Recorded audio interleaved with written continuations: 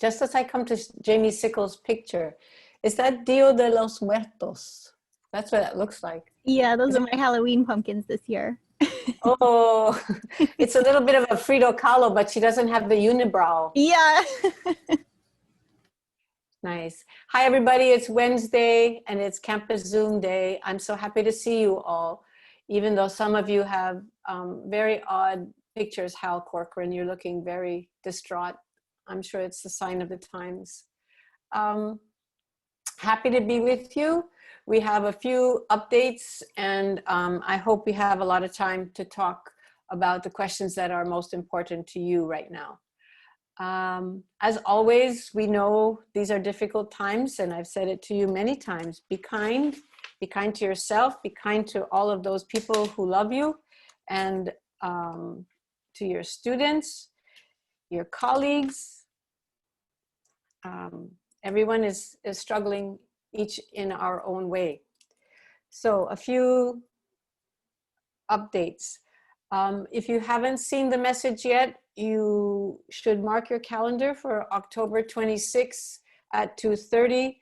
There will be a campus Zoom with Erica, our Vice Chancellor, and Mike Unebasami, who is our Associate Vice, did I say Vice Chancellor? I'm so sorry. Erica, I demoted you. Our Vice President for Community Colleges and our Associate Vice President, Mike Unebasami, they're both gonna talk a little bit, update us on the organizational and resource plan that was put out called The Document. A little bit probably about budget too. Mike likes to talk about that. And there'll be lots of opportunities for folks to ask questions and stuff. So we have scheduled this as a webinar so that there's ample opportunity for folks to participate, that nobody will be shut out. And we'll manage the questions and answers through the Q&A function, not the chat room, because it's easy to lose track of questions in the chat room. So we'll be putting things in the Q&A, but please do know that they are open to all questions. And they have been doing this on other campuses so far.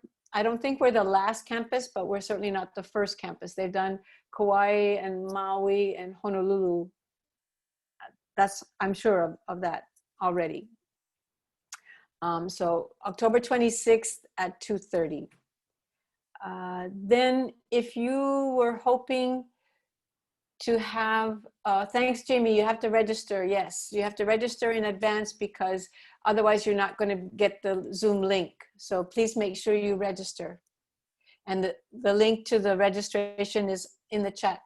Thank you, Jamie. If you were hoping to be a member of the President's Emerging Leaders Program, and we have several people I know who are on this call who are members of PELP, as it's affectionately called. It is on hiatus for a little while.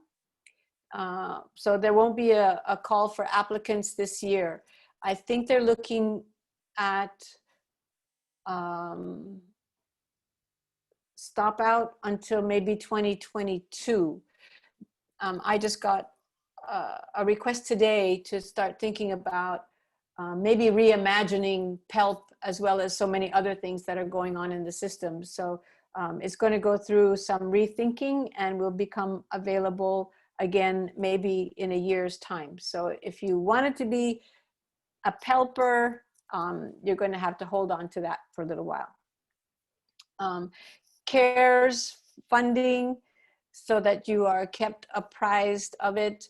We have spent all of the CARES 1 money, has all gone out to the students. So we're really happy that the 1,040,071. Anyway, it's those numbers in some kind of sequence.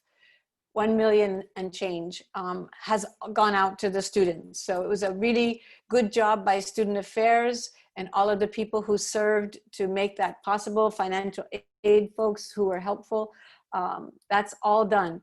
CARES 2 and CARES 3, Brian has created a form, and you are welcome if you have ideas for expending those funds.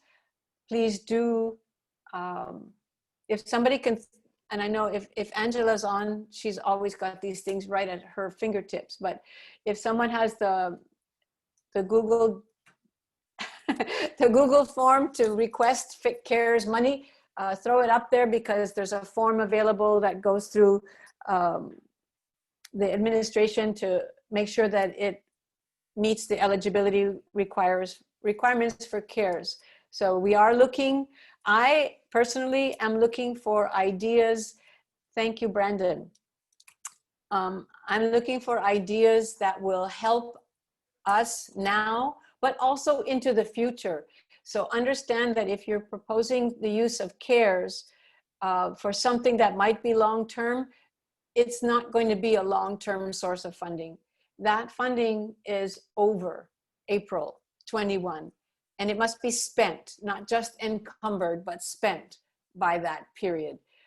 And today at the Chancellor's meeting, Mike was very clear that we should be spending by April 21st, not thinking, oh, let's do a no-cost extension. It's like, no, we want to spend. And we have a similar amount, 1 million and change for CARES 2 and 1.7 million for CARES 3. And there are some ideas percolating out there now. Some DE folks are thinking about it. We are hoping to upgrade technology and stuff like that, which will be really important. Again, it's technology that we can use going forward, not just technology between now and April 21.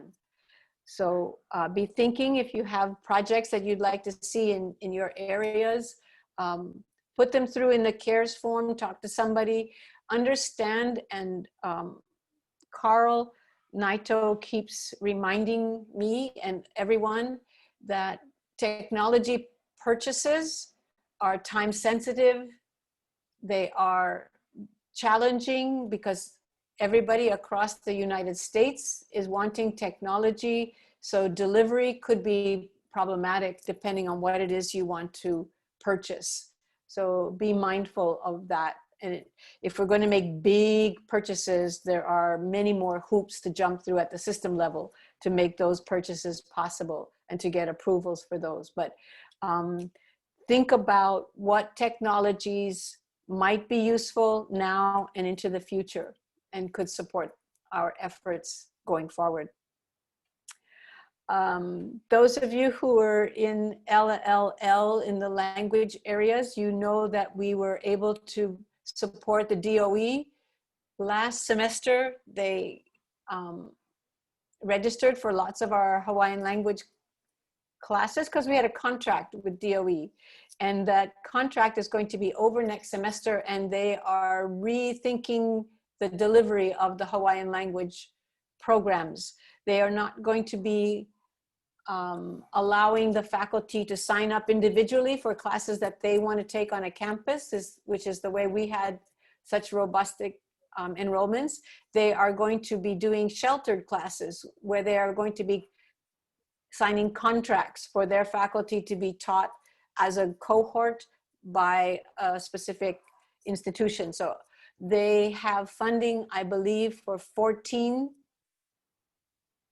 If you're in contracts with them, that's great, but they're going to be contracting for 14 classes, and I don't know where the contracts are going to be. All I know is that they have money for 14 sections. Okay, so Shannon says, what happened, Shannon? You were at a meeting. You want to jump on and tell us what happened?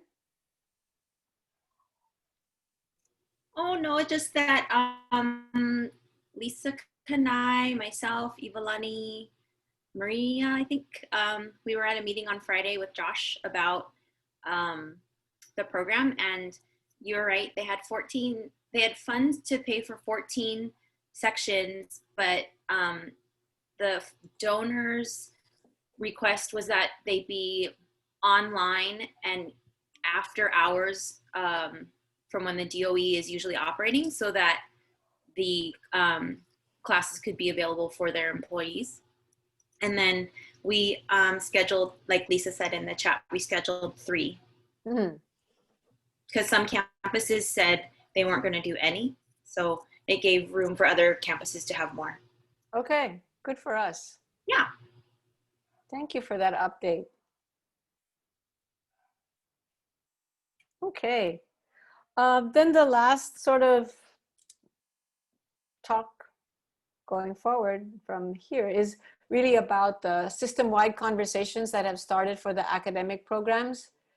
And I'm going to ask Maria to update everybody on those. Some of you faculty are going to be involved. Some of you will need to wait a little bit because they've divided it up into phase 1, which is now until November, and then phase 2, which is November to March. But I'll let Maria update everybody. Go, Maria.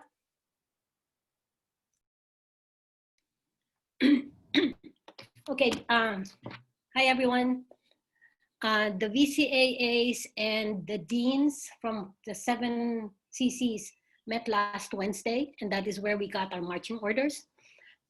So we found out that there's gonna be, initially, we were thinking of looking at all the different programs or pathways in the community colleges, but then it was decided that we only concentrate on the pathways that were mentioned in VP CC Erica's memo.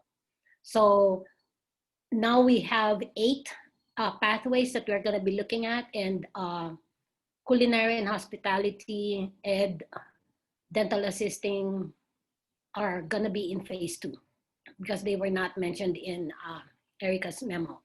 So all of these different pathways are going to be facilitated by a pair, like a dean and a VCAA, or 2 deans or whatever. But on our campus, Lisa is going to be the facilitator for the health sciences. And then John is going to be working with Susan, and they will be facilitating the business pathway. Navaa and Jennifer from Han CC will be facilitating Hawaiian Studies and Liberal Arts. And then Jim Goodman and myself will be facilitating the ASNS. So since it's gonna be a discussion and we cannot bring everybody to the table, so it was decided that program coordinators and department chairs, if they and department chairs will be invited. So you will get some in, and I think some pathways or some facilitators have already sent out invitation on when they are going to meet, because it is very, we have a very short timeline. We only have until November 9th. November 9th is when we have to submit a memo to the Vice President for Vice President Erica. But so it looks like we can have 2 meetings within that timeline until we can come up with and come up with a memo. And then right after that, phase 2 is going to start. And I think what will happen is from now until November 9th, it's going to be like we will be deciding on what changes we would like to do. But you know, the details and everything else will come after that, because there's no way we can plan the whole thing until November 9th, by November 9th. So for those who are gonna be invited to this meetings, I would suggest that you talk to your faculty who are in the program, or even faculty from other programs. They might have something to contribute, so that you can bring the voice of the faculty to the table. Again, it's not, we would like to collaborate with other faculty members. It's not a competition of whose program is better.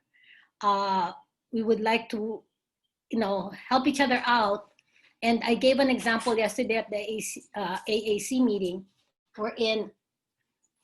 I said, like, Charles Sasaki already told me Physics 272 is not going to be offered at Windward, but then he told me, can you accommodate our students? So we're sharing resources. We are getting the tuition. They are not paying for another lecturer, which is going to be a low enrolled class anyway. So those little things would help. Thinking about, you know, what things will strengthen the program and bring us to the, make it a better pathway for our students and get them done as soon as possible instead of, you know, having them struggle through the different hoops and courses. Lisa, John, Nava, if you'd like to say anything. Good afternoon. So to clarify for health, the programs that are on multiple campuses, I'll be working with the Vice Chancellor from Leeward. And so, for example, medical assisting will be in phase 1, and that will be conversations that Kay Ono, that she will facilitate. And then for phase 1, we have 6 programs here on campus that were mentioned in VP LaPro's memo. And so we'll be having a meeting next Monday with those 6 programs. And then after that point, then in November, we'll add in the other 2 programs that weren't included in that process. And then again, Kay will be the main facilitator, and I'll be assisting her for conversations related to other programs that are on multiple campuses, such as nursing and community health worker and those types of programs. So for health, our initial conversations will take place next Monday. I can weigh in for CTE. This is John.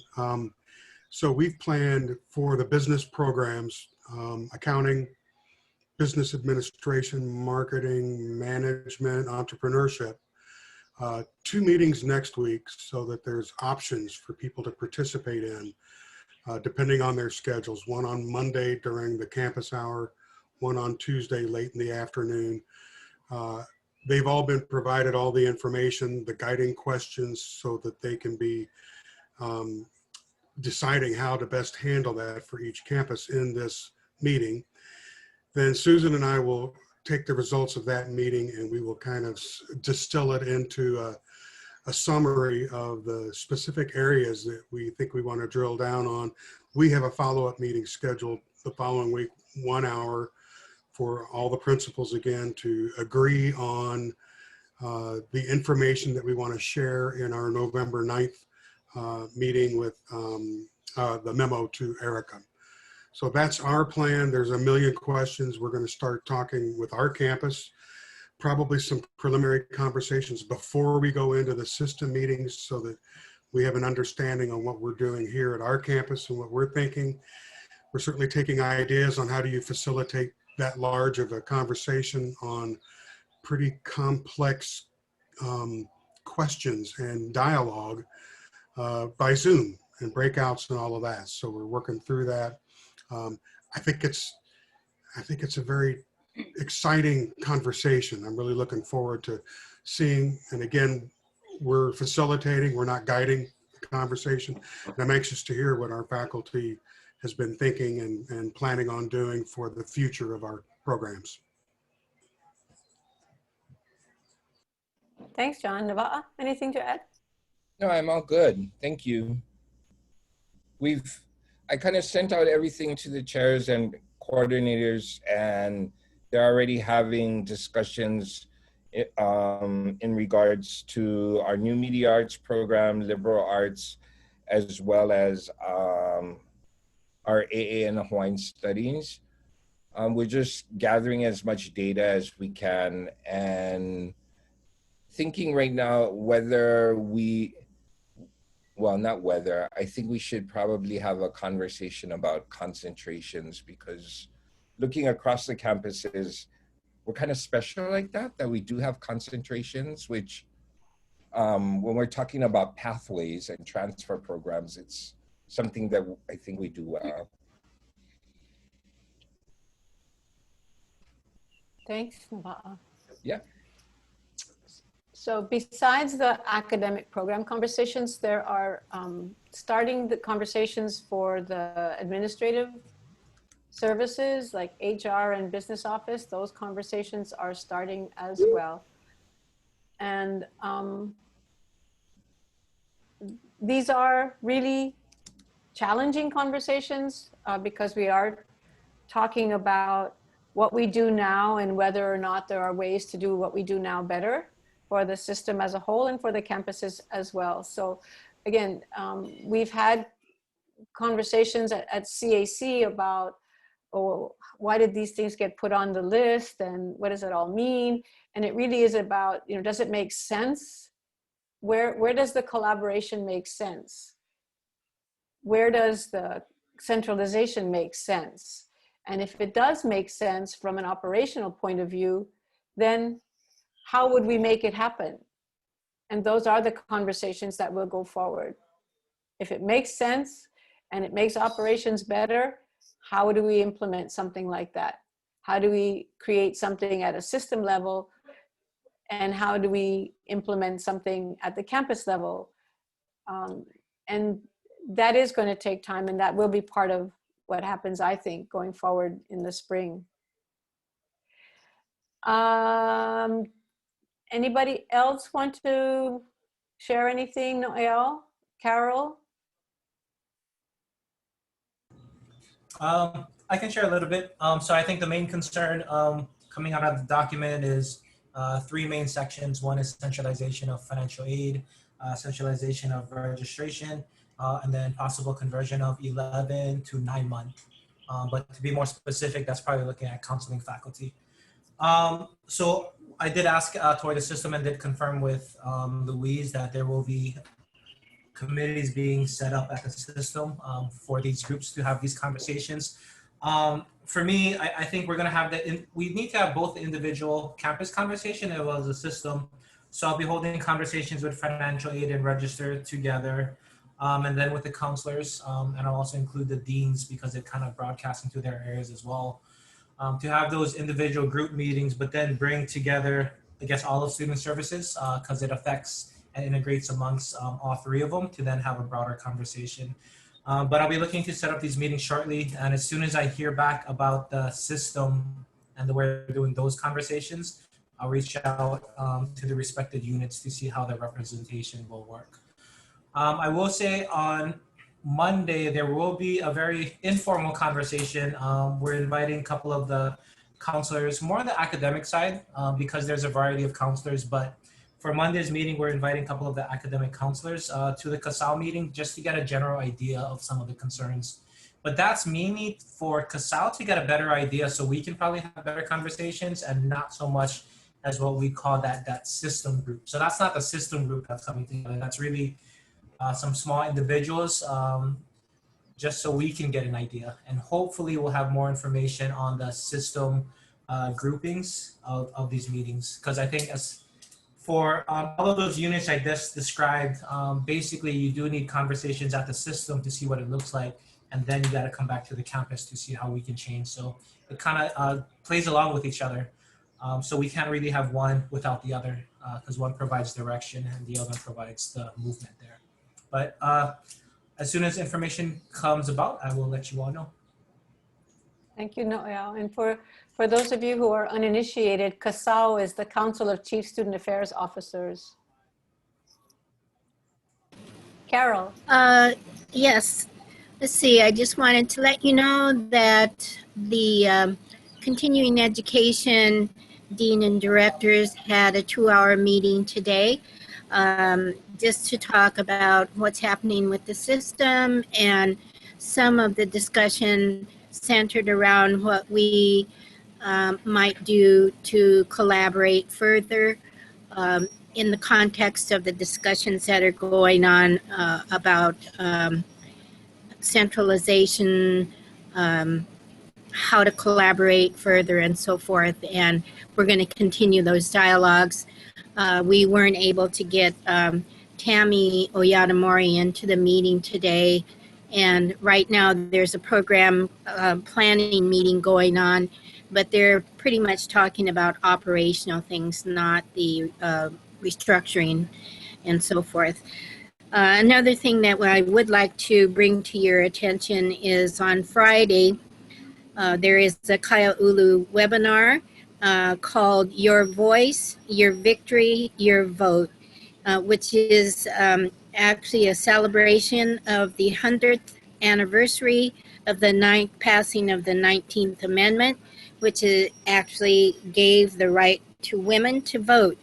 So I hope you'll be able to attend that Kaia'ulu webinar, which is from 2 to 3:30.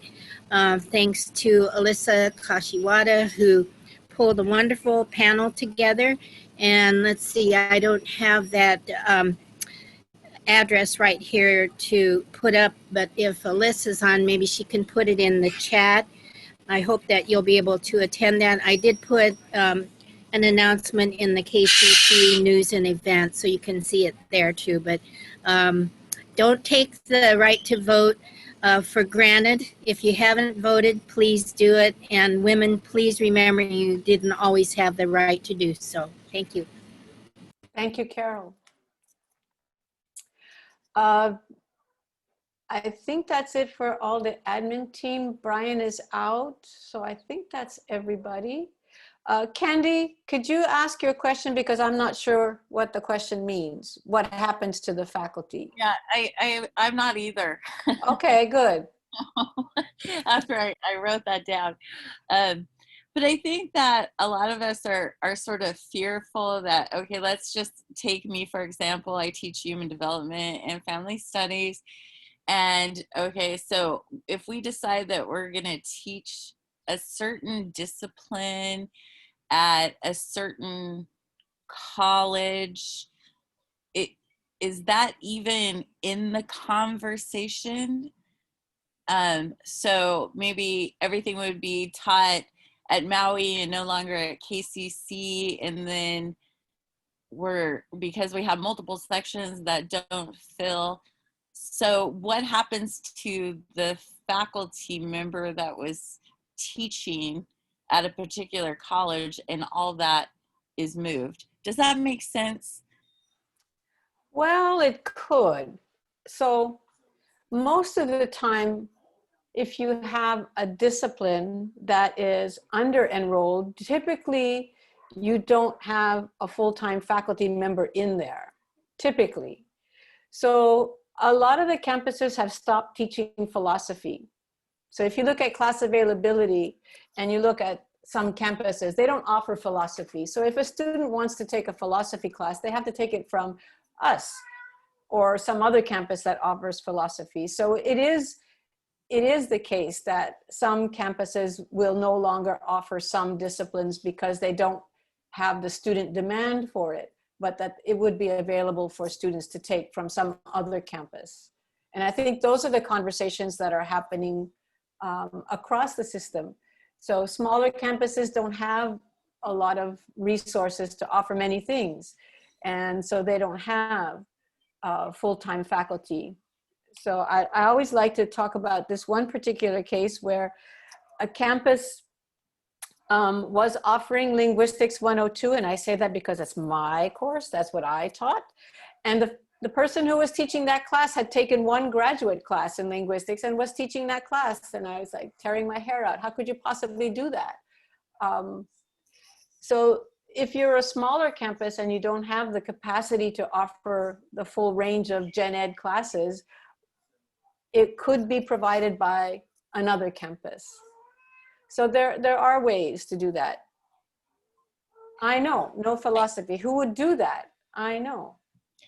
But I guess I'm just thinking, you know, if they try to move something that a full-time tenured faculty had in the past because it doesn't fill to capacity, then what happens to the faculty? So I don't even know if that's something that would come to fruition, but it's a scary thought. Sorry to bring up scary thoughts. I think that's my MO or something. No, I think what we would want to do though is, and people are looking at that, low enrolled classes across the system. How do we promote especially now, encouraging non-home-based students to take classes that might be low enrolled some other place. So, I mean, those are the conversations that are going to be happening in the Gen Ed convenings. Absolutely.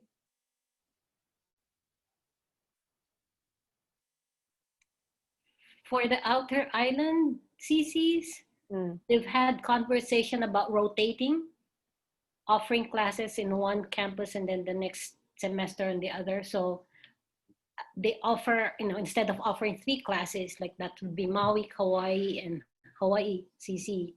Instead of offering 3 classes one time, they offer 1 class, but housed in one campus. And then,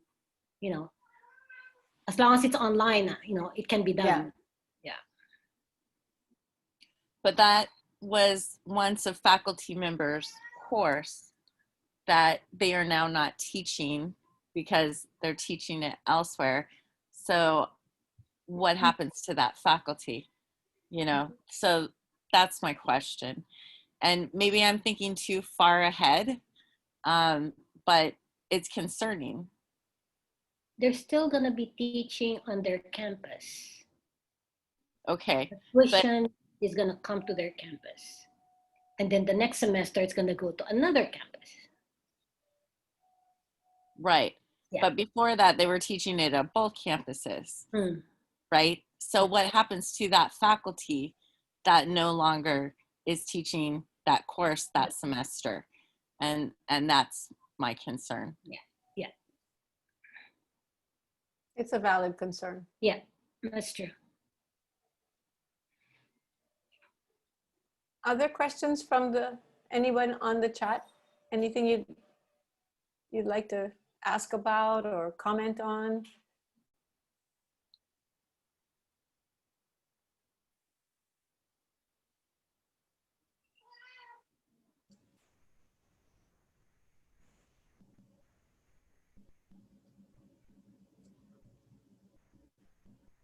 No. Well, There's nothing. It's crickets. Dave, you got to have something. Dave Evans or Dave Stevens, either of the 2 Daves usually have something. Well, we can still go back to Nevada too. He was a David as well. Yeah, that's true. Right. Yeah. No, I think we had a bit of this conversation yesterday at the AAC meeting. It's just curious about the format of these discussions and how they're going to kind of roll out. And I think Nabab made an appropriate comment that we are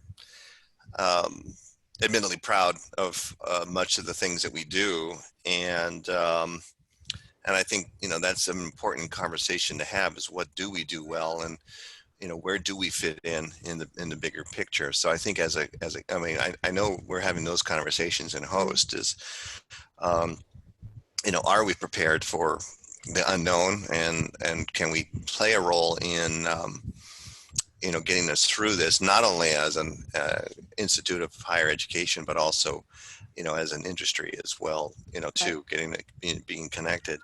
So I just think the idea of being clear of our story, being clear of our strengths, because in the consolidation process or the discussion of a consolidated process or collaboration, I think there's a number of our programs on our campus that would or could benefit from that, and yet there's going to be turf guarding, and people are going to be proprietary. So I'm just a little curious about how the conversations are going to go. Not quite sure why, culinary and hospitality and was it education, we're in phase 2. And the only reason why I say that is, again, I think for hospitality, which includes, by the way, culinary. I know we have a tendency to talk culinary as a separate entity, but that whole hospitality and tourism aspect of things, I gotta think is a major mover and shaker as we move out of this process.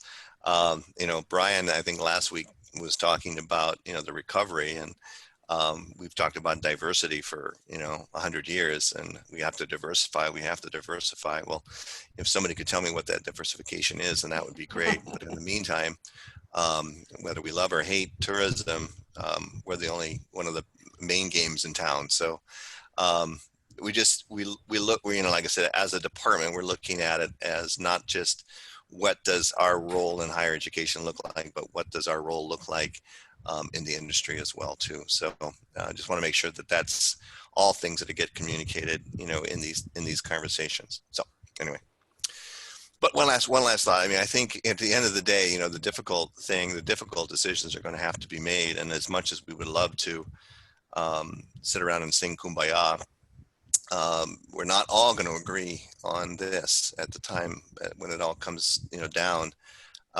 Candy's asking those relevant questions about faculty and, what happens if a program goes away or gets consolidated to another campus. Yeah, and I don't think those are going to be decisions that we're going to be able to collectively make at some point. Right. Somebody with a much higher pay grade than all of us is going to have to make those decisions. So Yeah, and it's going to. And I do think Candy's questions and your comments right now, they are addressed in the contract. So the collective bargaining agreement for UPA has all of those procedures laid out. What happens if a program is terminated? What happens if faculty are teaching classes that are no longer going to be offered on a campus? So all of that procedure is all laid out. So if you have questions about what happens, how does it work, please do consult your contract. Call Christian Fern, call Jim Kardash. Dwight Takeno is also at UPA now. If you have those questions, how does it work? What happens? It's not arbitrary by any means. It's very much regulated by what is in the contract for all of the unionized employees. We don't make it up. And it does involve union consultation.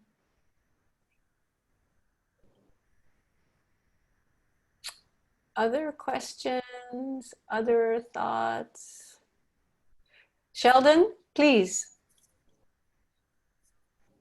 Sorry, I don't know if this is relevant, in the conversation about consolidation.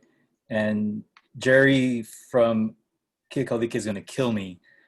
But I think my concern about the consolidation from the lens of, say, admissions and records is the degree of service.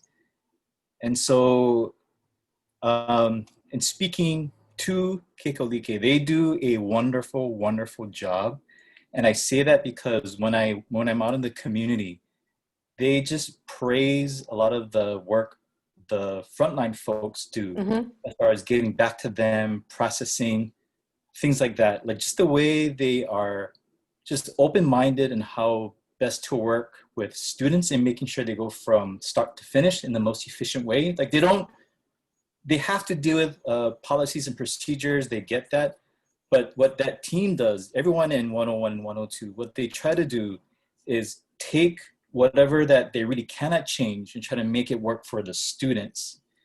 And so what worries me about consolidation is that authenticity, that degree of commitment will get lost. Because this is by no means throwing anyone under the bus, but when I talk to schools who have to deal with multiple campuses, they always use the folks in Kekolike as an example of what or how things should be processed because of just how they do it and their overall mission on why they do it. And so that's my 2 cents coming from the lens of that team over there. Like that'll be my worry if anything were to be consolidated, put into one place, that the wonderful people in that center, like what their daily work ethics may get lost. And I wouldn't want that to get lost. Right. Imagine if it was flipped, Sheldon. Imagine if their work ethic infected the whole system. And then everybody's offices would operate with True. that degree of compassion. True. So, True. and I've had emails from people, same thing, actually, saying, my relative just asked a question at all these other campuses. They didn't get an answer. I asked the question at KCC. I got an answer in 7 minutes. And I always try to forward those to Jerry to say, Jerry, look, see how well you guys are doing. And it's true. So I think that in the consolidations, we would want to be looking at what's working and how do we make it work better across. But I also think that for whatever the services are that are being considered for centralization or consolidation, there'll always be a campus presence, because you can't do everything remotely. You can't do all of it. There are some student-facing things that would still need to happen. And that's part of the conversation, Sheldon, too, is does it make sense to centralize this thing? If it does, what functions would be centralized? What makes sense to have centralized, and what makes sense to keep to the campus? And the people who deliver the service are the best ones to have that conversation, not the chancellors. I have a coworker, I'm sorry, she's a crybaby. I wondered who that was, and that was you. I was like, you're not kitty cat. No, I'm not. Her name is Shadow, and she's very needy. I apologize.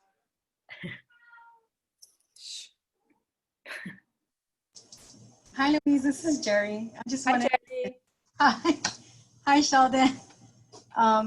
Just thank you for everybody's I know our office tries to help every single person who contacts us, whether it's a student, a parent, the public, a faculty, a staff member, whoever.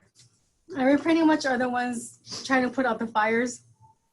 And so, speaking of centralization, whether it's myself or Jennifer's section or Chad's in graduation or whatnot, I think every single person in this office, we just try our best to accommodate. I think that's the word, accommodate. So whether or not the policy says something, but there's an exception being asked, I think we flip backwards to try and help everybody just in being mindful of student success. And so, yes, it scares us. I think the talk of centralization is kind of worrisome on all of us on our side, because I know we all knows, and we don't know what that means, or we don't know what it's gonna look like. But yeah, we have 7 community colleges. I think there's different personalities, there's different management styles, there's different staff. And so, like I said, they just asked the registrar's group, I want to say 2 weeks ago. I think it was right before the document came out from Erica LaCroix. And so it kind of slipped into the conversation of asking us, how would you feel about talking about centralized admissions? And so none of us we all was crickets. We all didn't say anything. We weren't sure what that meant, and we still don't. And so same as Jennifer, financial aid their group is also talking of how to centralize certain activities or processes. And so, anywho, I think we don't want to worry till we have to worry, but at the same time, we still got to push forward, because they're not giving us a break either.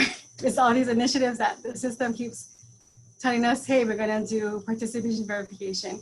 Hey, we're going to do course program of study. Hey, we're going to do online programs. So it's constantly we're always having something to do. And then in addition to our daily tasks. So I feel fortunate that we work for the best community college, and I swear to God, that we have the best admin, the best everybody, the best faculty.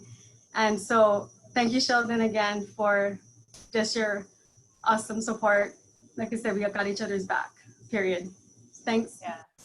These are very, very unsettling conversations to have, especially if you're not sure where it's going to end up. But I think if we can try to determine what is important to us in whatever the function is that we do at the college, what is important to us in doing that function, and how do we bring that to the conversation, and how might it be possible that centralization would help us? What is it that a centralized, some function or other could help Kekaulike? Because Kekaulike does rock, it's no question. Jerry and the team are super helpful to anyone. As Jerry said, doesn't matter who's asking the question. Jerry, what about this? Jerry, what about that? Jerry, this student, can you take a look right away? There's an email that goes out to the student. So how do we even make that better? If centralization is going to be a conversation, and if it's going to happen, what could centralization do to help Kekaulike do even better? But it's the not knowing. That's what makes it so challenging for all of us. Yep, I agree with all of the things that you say. The people on the campus personalize the service, and so we must make sure that that continues, that there always is a face to the service. I don't think we're going to have robots just yet, or kiosks that answer all the questions. Who will be responsible, and how will the final decisions be made after the proposals are presented? Excellent question. It's asked several times. So ultimately, it will be the Board of Regents, ultimately. The president before that, and Erica before that, and the chancellors before that. So the question was asked of Erica, I think on Monday, and because it came up at other campus questions. And so I think what she's going to be putting together a decision-making tree diagram so that it can be explicit to everybody about how decisions will be made.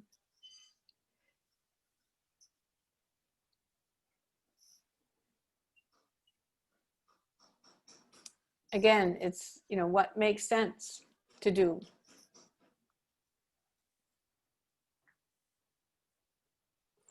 Other things you'd like to ask or share, contribute?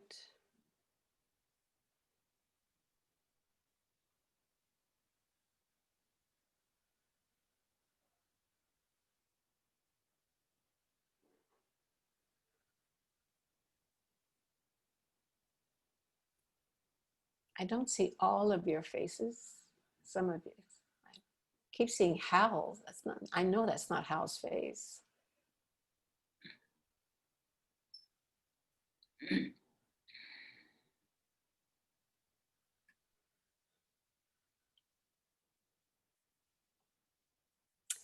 I guess we're done. You sure? I'm going to get scoldings for keep asking. People want to go. That is Hal's face. I didn't say it. It was, look, it was Rich. Rich said it, not me. Can I ask a quick question, Louise? Sure, Lisa.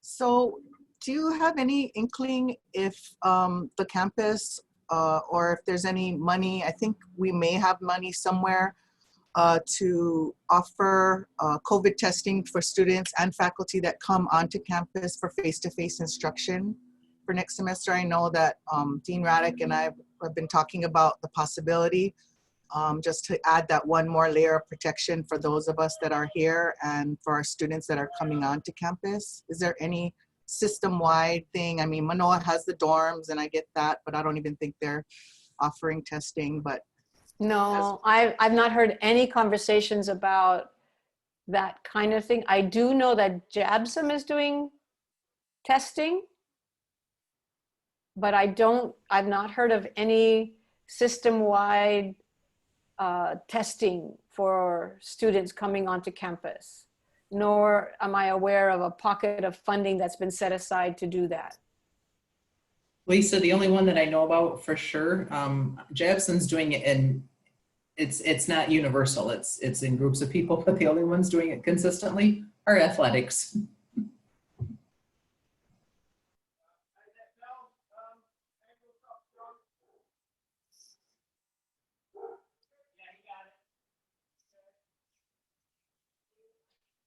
Is it, are you guys So- feeling, I mean, I know that there's at least one clinical placement that is requiring students to be COVID tested prior to going into the facility. So I think we are making That's those available.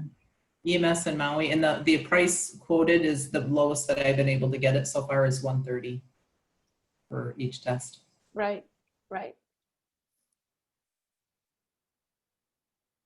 Yeah, some facilities are testing our students as part of allowing them to come back. Right. Most are not. They are not requiring testing or mandating testing, but as we see the community spread and as anxiety is raised, you know, we're just looking at one more possible layer of protection that we can offer our students and our faculty that are going to clinical agencies who do have active cases. Yeah. So it's, but again, if we aren't in the clinical setting, then we need to bring them to campus so that we can have face-to-face simulation labs and skills and that sort of thing. And I know so many of us have pivoted to online teaching. However, I think most of us and many of us, and we've had this whole discussion about a face and a name and, you know, getting trust and rapport between students and faculty for engagement. We have to get back to face-to-face at some point. I'm sure other people would like to. So just the voice of efficiency versus quality as this consolidation, you know, and I just appreciate that you guys are sharing the decision-making and putting us part of the process so that we can feel like we're part of the decision-making process. So if, I will bring the question to the chancellors tomorrow to see if anybody's thinking about doing this or whether the CARES funds that we have could be possibly used for this. But I'm thinking you're going to have to be testing every 4 days. Because one time is, you know, it's like today I'm okay, but 4 days from now I may have been exposed and might be asymptomatic. So what, I mean, what would be the plan, Lisa? Every 4 days, every 3 days? Where would they have to go? What testing facilities? I mean, it's not just, you know, let's test the students. It's really, it's a big deal, no? Yeah, those kinds of things are being handled differently by, I see in the chat, Hilo is making their students get it out of their own pocket costs, but they only do it once prior to entering. And as long as they continue going to clinical without a break, then they allow that test. So yeah, there's controversy over testing and you know, when to test and how often to test and all that. But so it's not a simple yes or no question. No, I would think that Manoa with their dorms though, and as you say, they're testing the athletes. So there you go. Who rises to the priority of what our funders are looking at? So it's just a conversation that I'm sure that other faculty may want to know about if they're planning to come back to do face-to-face labs. I guess spring is off the table, right? Everything's hybrid or whatever, but hopefully a vaccine will come and we'll get ahead of the game here. Yeah, depends who you listen to. But I will ask the question, Lisa, and see if people have, usually Maui's ahead of the curve on these kinds of things. I'll see if they're doing anything. Because they have testing facilities on their campus. They have a health center that does testing. So if anybody would have done it, they would have done it. Okay, there's lots of information in the chat about this. So thank you for all of your thoughts about using CARES funds and who might do it for cheap. So I will ask tomorrow. I'll let you guys know next week. Or if I hear something that's earth-shaking, I'll let you know before that.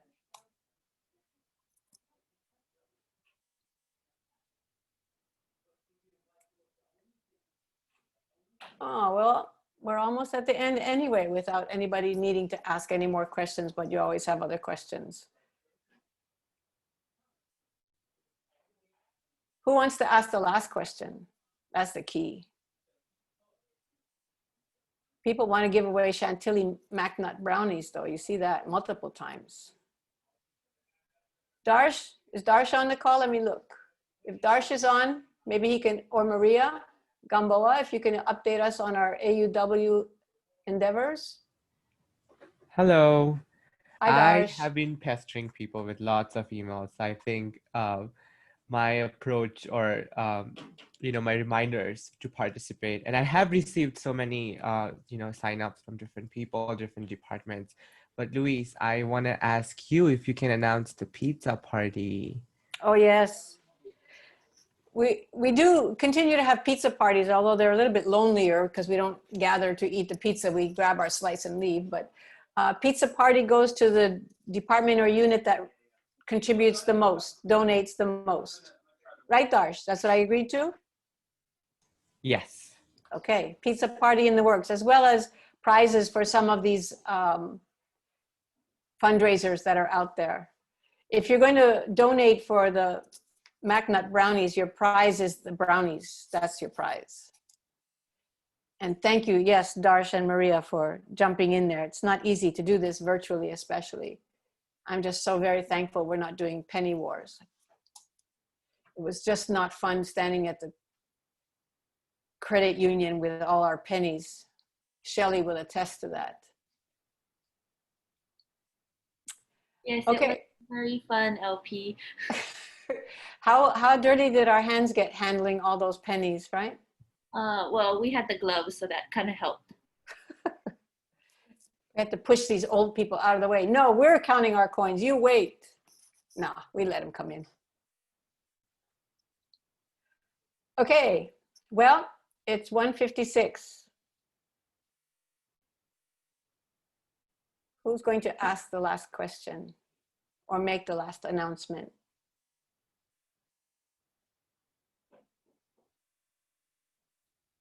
Nobody. All right. I'll see you guys Monday, October 26th, 2:30, campus-wide webinar with Vice President Lacroix and Associate Vice President Mike Unebasami. Have a wonderful weekend. Stay dry. It's still raining. Be good to yourself. Be good to those you love and those you work with, because you might love those too, but especially to your colleagues. Be connected as best as you can. Social distancing doesn't mean isolation. Do reach out.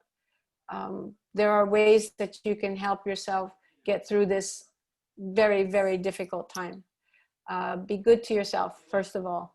Like the flight attendants say, put the oxygen mask on yourself before you help others. See you guys next week, Wednesday, if not Monday. So unmute yourself and say goodbye to everybody. Bye. Bye. Bye, everybody. Bye. Bye, everybody. Bye, everybody. Bye. Bye. Bye. Chantilly Magnet Brownies.